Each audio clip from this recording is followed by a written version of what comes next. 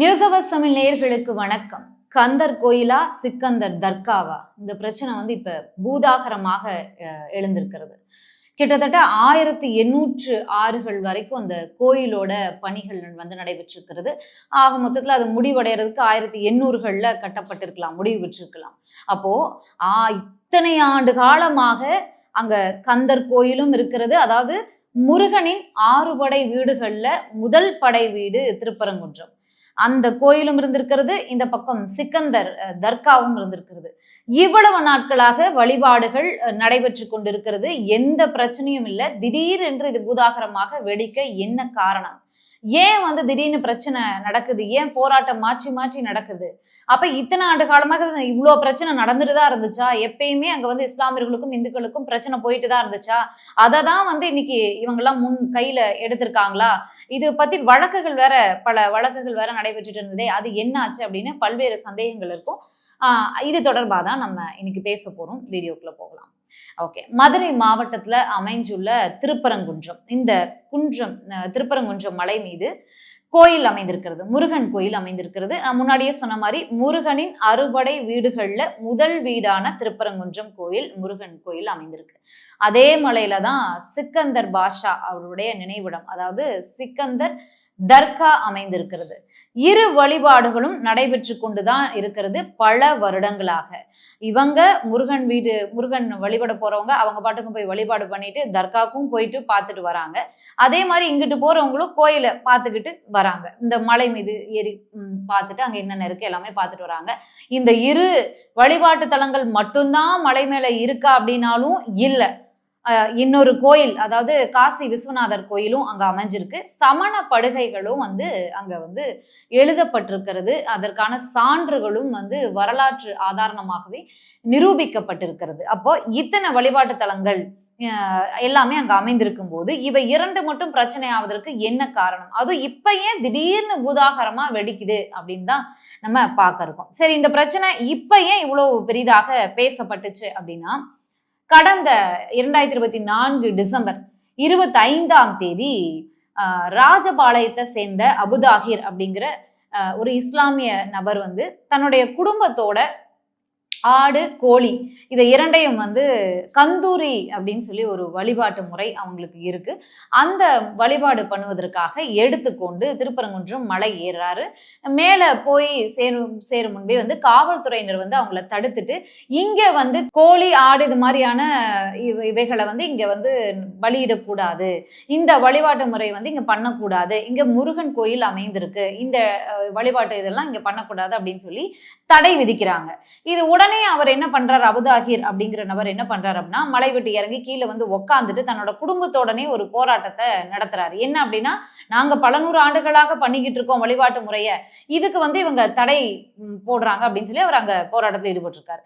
இந்த விஷயம் நடந்த பிறகு ஜனவரி, அதாவது 2025 ஜனவரி 5 இஸ்லாமியர்களின் வழிபாட்டு முறை உரிமை மறுக்கப்படுகிறது அப்படின்னு SDPI அமைப்பினரும் அந்த ஜமாத் இருக்கு இல்லையா, திருப்பரங்குன்றம் மலை மேல அமைஞ்சிருக்கக்கூடிய அந்த சிக்கந்தர் ஜமாத், அந்த ஜமாத் அமைப்பினரை சேர்ந்தவங்களும் சேர்ந்து போராட்டத்துல ஈடுபடுறாங்க. கிட்டத்தட்ட ஒரு 500 பேர் வரைக்கும் சேர்ந்து போராட்டத்துல ஈடுபடுறாங்க. அங்க அவங்க கேட்கக்கூடிய விஷயங்கள், கோஷங்கள் என்னவாக இருக்கு அப்படின்னா, இத்தனை ஆண்டுகளாக எந்த பிரச்சனையும் இல்லையே, இந்த பகுதியில வசிக்கக்கூடிய இந்துக்களே எதுவும் எங்களை சொல்லலையே, அப்படி இருக்கும்போது நடைமுறையில இருக்கக்கூடிய ஒரு விஷயத்த ஏன் நீங்க பலியிடக்கூடாதுன்னு திடீர்னு பிரச்சனை பண்றீங்க அப்படிங்கறதா இருந்திருக்கு. இதுக்கு முன்னாடியே இந்த விஷயங்கள் சின்ன சின்னதாக பேசப்பட்டு வந்த விஷயங்கள் தான் சில அமைப்பினரால். ஓகேவா? அந்த விஷயம் நடந்ததுக்கு அப்புறம் அந்த போராட்டத்துல ஈடுபட்ட கிட்டத்தட்ட 450 பேர் வரைக்கும் காவல்துறையினர் அரெஸ்ட் பண்ணிடுறாங்க. அதற்கு பிறகு கடந்த ஜனவரி 12 மீண்டும் ஒரு விஷயம் பெருக்கெடுக்குது. என்ன அப்படின்னா, கந்தர் கோயிலா சிக்கந்தர் தர்காவா, அதாவது கோயில தர்காவாக மாற்ற முயற்சி பண்றாங்க அப்படின்னு சொல்லி இந்து அமைப்பினர், இந்து முன்னணி கட்சியினர் இருக்காங்களே, அமைப்பினர் இருக்காங்களே, அவங்க எல்லாரும் சேர்ந்து ஒரு ஆலோசனை கூட்டத்தை நடத்துறாங்க. இந்த பிரச்சனையை நம்ம எப்படி கொண்டு போலாம் அப்படின்னு. அந்த ஆலோசனை கூட்டத்திற்கு பிறகு திருப்பரங்குன்றம் மலை இந்துக்களுக்கு சொந்தமானது, இதை இந்து அறநிலைத்துறை அப்படி இல்லைன்னா தொல்லியல் துறை கைக்கு கீழே கொண்டு வரணும், அவங்களுடைய கட்டுப்பாட்டுல கொண்டு வரணும் அப்படிங்கிறது அவங்களுடைய முடிவாக இருக்கு.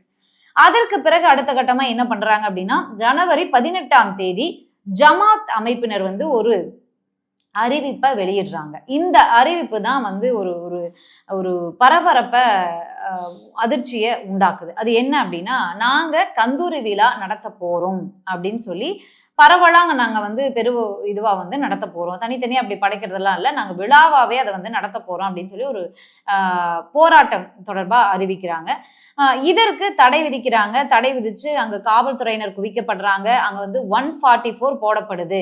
144 போடப்பட்டு அங்க காவல்துறையினர்லாம் குவிக்கப்பட்டதுக்கு பிறகு அந்த பகுதியே வந்து பரபரப்பாயிடுது. காவல்துறையினர் நிறைய பேர் குவிக்கப்பட்டிருப்பாங்க. எஸ்டிபிஐ அமைப்பினர் வருவாங்க, ஜமாத்தை சேர்ந்தவர் வருவாங்க. அதே வேளையில இந்து முன்னணி கட்சியினர், இந்து மக்கள் அமைப்பெல்லாம் இருக்காங்க இல்லையா, அவங்கெல்லாம் கூடும்போது அங்க இன்னும் அந்த பகுதி வந்து பரபரப்பாயிருது. ஸோ இதற்கு பிறகு என்ன ஆகுது அப்படின்னா, அந்த பகுதியை சேர்ந்த எம்எல்ஏ வந்து போய் ஒரு ஆய்வு நடத்துறாரு. ஆய்வு நடத்திட்டு அவர் வந்துறாரு. அதற்கு பிறகு வக்பு வாரிய தலைவர் அப்படிங்கிற அடிப்படையிலையும், எம்பி அப்படிங்கிற படையிலையும் அமைப்பிலையும் நவாஸ் கனி அங்க போறார். அப்பதான் வந்து இன்னும் வந்து ஒரு ஒரு பரபரப்பு அங்க அதிகமாகுது. ஏன் அப்படின்னா, நவாஸ் கனி போகும்போது அவரோட ஒரு சிலர் வந்து அவரு தொடர்பான ஆட்கள் வந்து அவர் கூட்டிட்டு போறாரு. போகும்போது அவங்க என்ன பண்றாங்க அப்படின்னா, மலை மீது ஏறும்போது அவங்க உணவு அருந்துறாங்க. மலை ஏறுற வழியிலேயே அவங்க உணவருந்தும்போது அவங்க குடுத்திருக்கக்கூடிய விளக்கம் நம்ம பிறகு பார்க்கலாம். அவங்க உணவருந்துறாங்க. அந்த உணவருந்தக்கூடிய ஃபோட்டோக்கள் வந்து சோசியல் மீடியால வைரல் ஆகுது. என்னன்னு சொல்லப்படுது அப்படின்னா, மாமிச உணவ வந்து திருப்பரங்குன்றம் மலை மீது உட்கார்ந்து இவங்க சாப்பிடுறாங்க. நவாஸ் கனி சாப்பிடுறாரு அப்படிங்கிற மாரியான விஷயம் வந்து பரப்பப்படுகிறது. அதற்கு நவாஸ் கனி தரப்புல இருந்து முதல்ல அண்ணாமலை என்ன பண்றாரு அப்படின்னா, இந்த போட்டோக்கள தன்னுடைய ட்விட்டர் பக்கத்துலயும் ஷேர் பண்ணிட்டு, பாருங்க எம்பி நவாஸ் கனி வந்து திருப்பரங்குன்றம் மலை மீது அமர்ந்து நான்வெஜ் ஃபுட் அதாவது மாமிச உணவு வந்து சாப்பிடுறாரு. இது வந்து மத நல்லிணக்கத்திற்கு எதிரானது. இந்த மாரி செயல்கள்ல அவங்க தான் ஈடுபடுறாங்க. அப்படிங்கிற மாரி குற்றச்சாட்டோட அவர் வந்து பதிவு பண்றாரு. அதற்கு பிறகு செய்தியாளர்கள் வந்து நவாஸ் கனி ஒரு இடத்துல கேள்விகளை வைக்கும்போது, அவர் என்ன சொல்றாரு, அவர் தரப்பு என்ன சொல்லப்படுது அப்படின்னா, நான் வந்து அங்க வந்து நான்வெஜ் ஃபுட் சாப்பிடல. நான் சைவம் தான் சாப்பிட்டேன். என்னோட வந்தவங்களும் சாப்பாடு சாப்பிட்டாங்க. அதுவும் நாங்க வந்து மலை மீது உட்கார்ந்து சாப்பிடல. மலை ஏற வழியில காவல்துறையினர் அங்க இருந்தாங்க. காவல்துறையினர்கிட்ட அனுமதி பெற்றுவிட்டு தான் அவங்க உட்கார்ந்து சாப்பாடு சாப்பிட்டாங்க. ஒருவேளை நான் சாப்பிட்டது அசைவ உணவு நான் சாப்பிட்டேன் அப்படின்னு பாஜக மாநில தலைவர் அண்ணாமலை நிரூபிச்சு விட்டால், நான் பதவி விலக தயார். நான் சைவம் தான் சாப்பிட்டேன்னு நான் நிரூபிச்சு விட்டா அவர் பதவி விலகுவாரா அப்படிங்கிற கேள்வியை அவர் வந்து முன் வச்சிருந்தாரு. இது இன்னுமே வந்து கொஞ்சம் பிரச்சனையை வந்து அதிகப்படுத்துச்சு. அதற்கு பிறகு வந்து இந்து முன்னணி அமைப்பினரும் போராட்டம் நடத்துறதா பிளான் பண்ணியிருந்தாங்க. அதாவது 3, 4 இந்த தேதிகள்ல போராட்டம் நடத்த போறதா ஒரு அறிவிப்பை அவங்க வெளியிட்டிருந்தாங்க.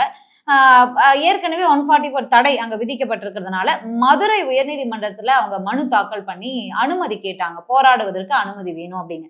கிட்டத்தட்ட 3ஆம் தேதியும் அனுமதி அவங்களுக்கு கொடுக்கப்பட்ட உயர்நீதிமன்றத்துல இருந்து எந்த தகவலும் வரல. 4ஆம் தேதியும் கிட்டத்தட்ட 3 மணி வரைக்கும் எந்த தகவலும் வராத பட்சத்துல 3 மணிக்கு ஒரு அறிவிப்பு வெளியானது போராட்டத்திற்கு அனுமதி அப்படின்னு. ஆனா சில பல உத்தரவுகளோடு நிபந்தனைகளோடு தான் போராட்டத்திற்கு அனுமதி கொடுத்திருந்தாங்க. அங்க வந்து மத ரீதியிலான எந்தவித மோதல்கள் உருவாக்குற மாதிரி பேசிடக்கூடாது, செயல்பாடுகள்ல ஈடுபற்றக்கூடாது, மத நல்லிணக்கத்திற்கு எந்த பிரச்சனையும் அங்க வந்துடக்கூடாது அப்படின்னு சில பல கட்டுப்பாடுகளோடு தான் அந்த அனுமதி வழங்கப்பட்டது.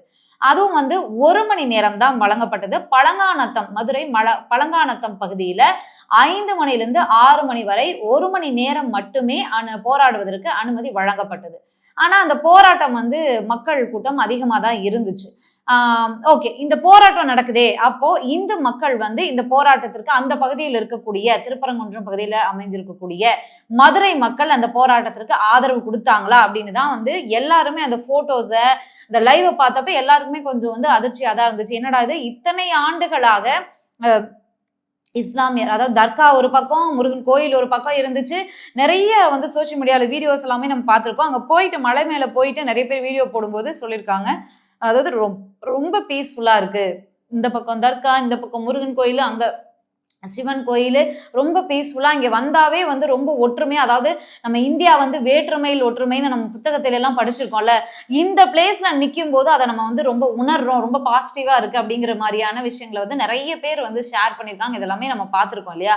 அந்த மாரி ஒரு நேரத்துல வந்து ஏன் இப்படி வந்து இந்த மாரி பிரச்சனை நடக்குது? அப்ப உண்மையாலுமே மதுரையில இருக்கக்கூடிய இந்து மக்கள், திருப்பரங்குன்றம் பகுதியில இருக்கக்கூடிய வாழக்கூடிய இந்து மக்கள் அவங்களுக்கு வந்து இந்த தர்கா அமைந்திருக்கிறது பிடிக்கலையோ அப்படிங்கிற ஒரு கேள்வியும் வரும் இல்லையா? அந்த செய்திகளை பார்க்கும்போது அப்படிதான் இருந்துச்சு.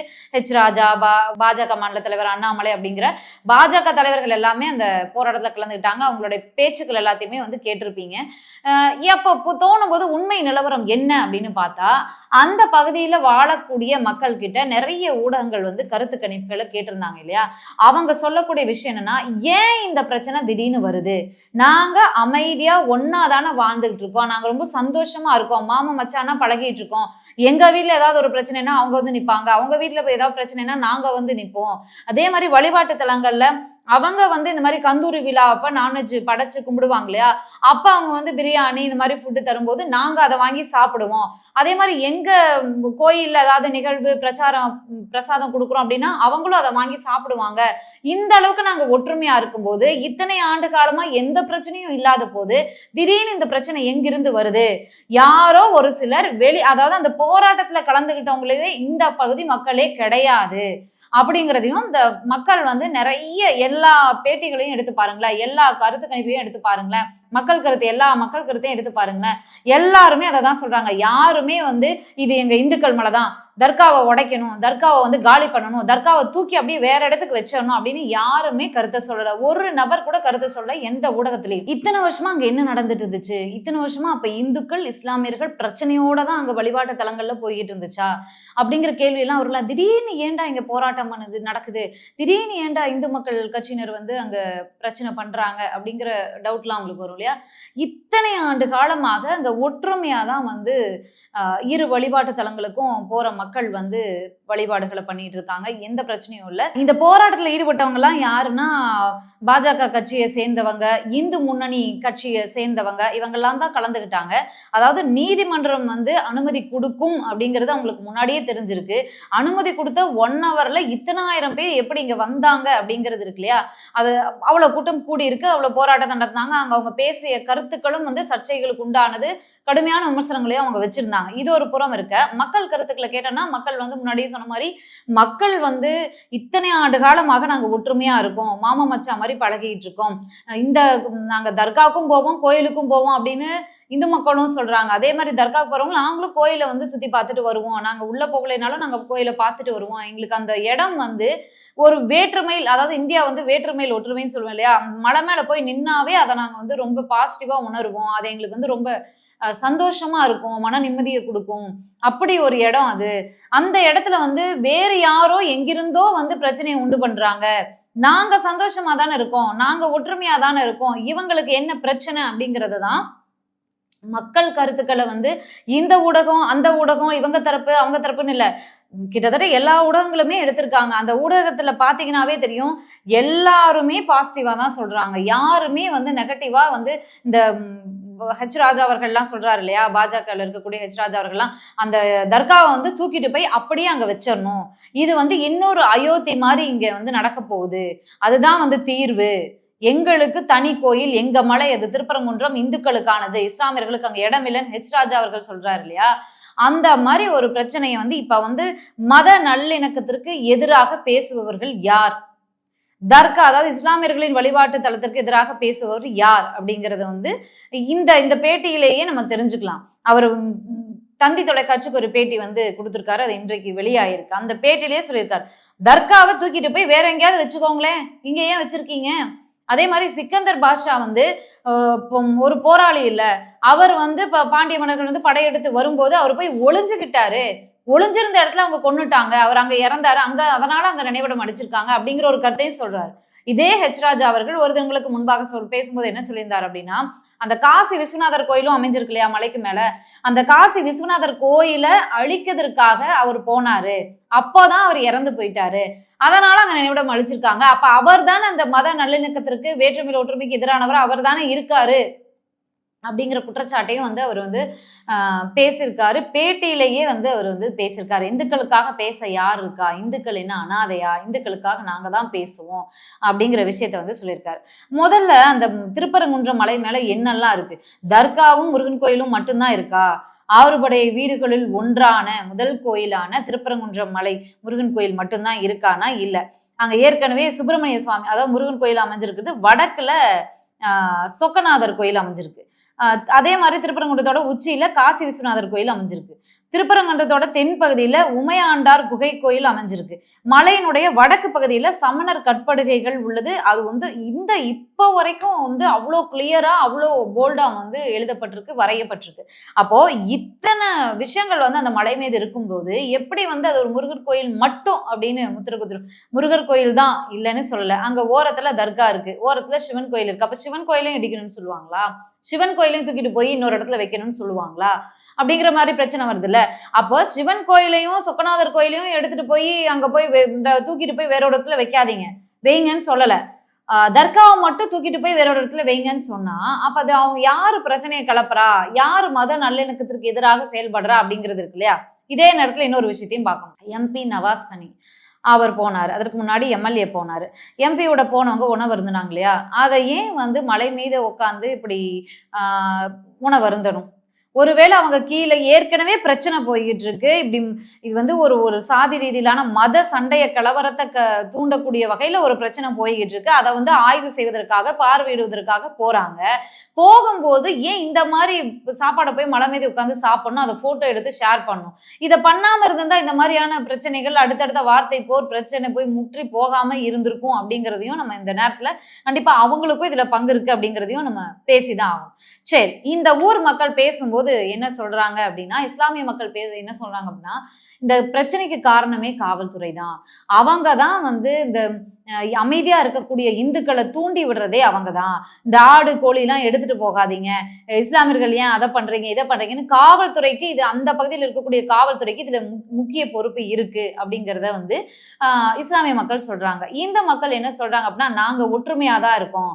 வேறு பகுதியில இருந்து வேறு இடத்துல இருந்து யாரோ வந்து இங்க வந்து போராட்டம் பண்றேன் பிரச்சனை பண்றேன்னு ஆயிரக்கணக்கான மக்களை கூட்டிட்டு வந்து பிரச்சனை பண்ணிட்டு இருக்காங்க. எங்களுக்குள்ள இருக்கக்கூடிய ஒற்றுமையை உடைச்சு விட பாக்குறாங்க. நிம்மதியா வாழ்ந்துகிட்டு இருக்கோம், ஏன் எங்க நிம்மதியை கெடுக்குறாங்க? எங்களுக்கே பிரச்சனை இல்லை, அவங்க யாரு கேட்கறதுக்கு? அப்படிங்கிற மாதிரியான விஷயத்த கண்ணீரோடு பதிவு பண்றத நம்ம பார்க்க முடிஞ்சது. இது இன்னொரு அயோத்தி பிரச்சனை மாதிரி ஆகுமா அப்படிங்கிறது தான் இப்ப வந்து தமிழ்நாட்டில் இருக்கக்கூடிய இந்து மக்களுக்காக இருந்தாலும் சரி, முருகனை கும்பிடுறவங்களுக்காக இருந்தாலும் சரி, கும்பிடாதவங்களுக்காக இருந்தாலும் சரி, எல்லாத்துக்குமே ஒரு அச்சத்தை கிளப்பி இருக்கு.